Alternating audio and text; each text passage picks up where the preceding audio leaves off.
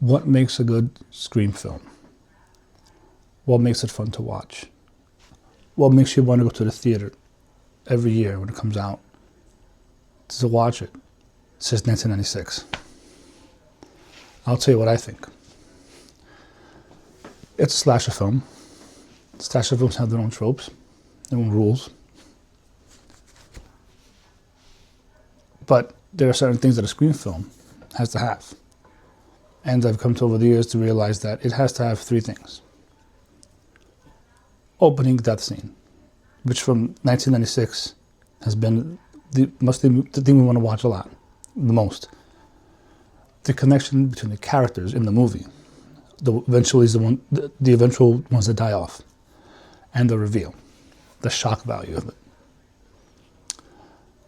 I'm going to talk about Scream 7 that I saw. I saw it twice, so this is a spoiler alert. There will be spoilers.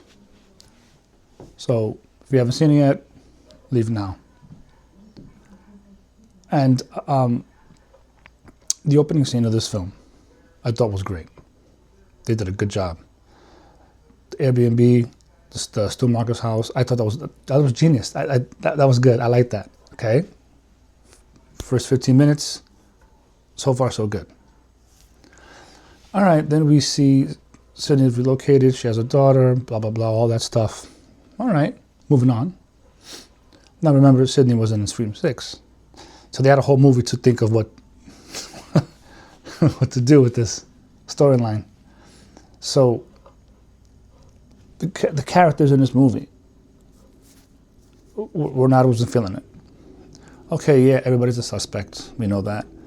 But the characters were not in this. I didn't feel them, you know. It is a Scream film, so it's whodunit. This guy, that one, you know, whatever it is. But I like the fact that they unmasked somebody early in the film. At the end of the first act, that was pretty cool. I like that. They haven't done that yet. Okay. The whole AI thing, I thought was cool, because once they unmasked the first guy, Carl, I said, oh, he's a nobody. Maybe this is a cult. Maybe this is going to happen different. And maybe one of the friends is running a cult. I still wasn't feeling Stumacher alive.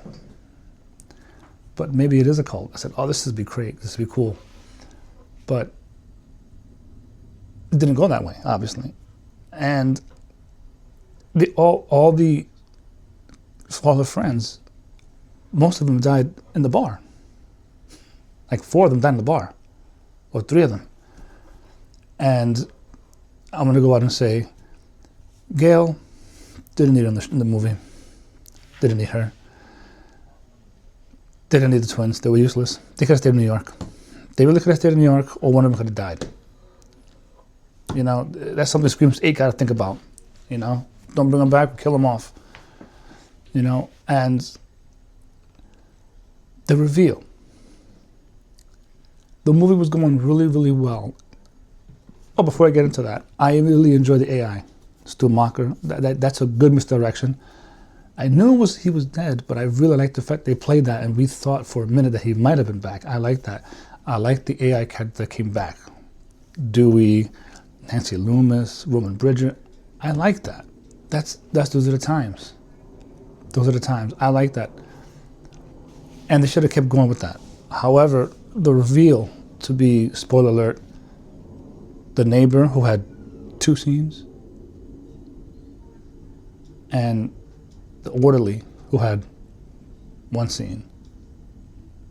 No. That's Ethan Embry from Can't Hardly Wait.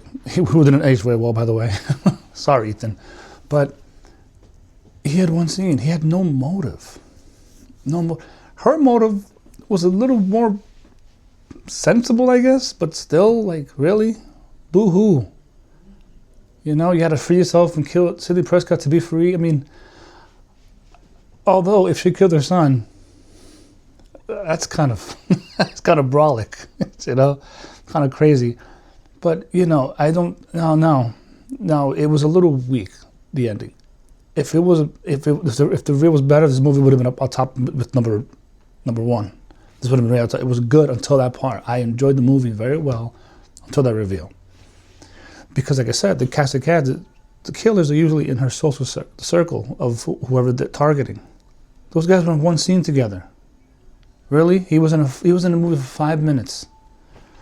I think that's a lazy way out, Kevin.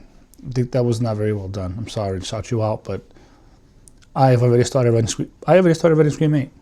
I can do this, and I was a little disappointed with that part, but I wasn't feeling it in the end. And I saw it a second time the next day. I saw it on Thursday and Friday. The only thing about the second time was the company I was with. Other than that, it wasn't that good. I didn't love it. Let me say that. I like all Scream movies, but I didn't love it.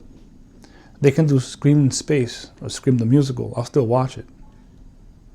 I'll still go and see it. Thursday, I'll still see it. But this wasn't hitting home for me. This is Sidney Prescott. She was out for one movie. You had a whole movie in 2 years to think of what you're going to do, how you're going to make this better. And didn't do it. It didn't deliver. But I'm reading and I'm talking to friends who like the movie as much as I do. And there's two types of Scream fans. People who grew up with the 96 version, the original, and people who grew up with 4, 5, and 6. People who grew up with the 4, 5, and 6, the Carpenter sisters and all that, and Jill Roberts, like these. People who grew up with all of them from the beginning don't like the other ones because it's not the same.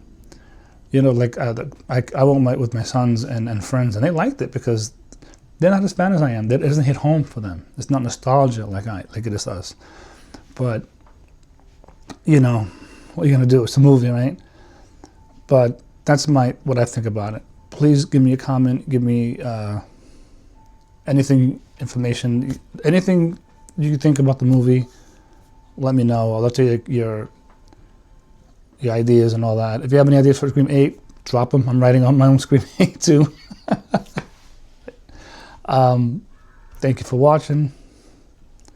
Hope you enjoy.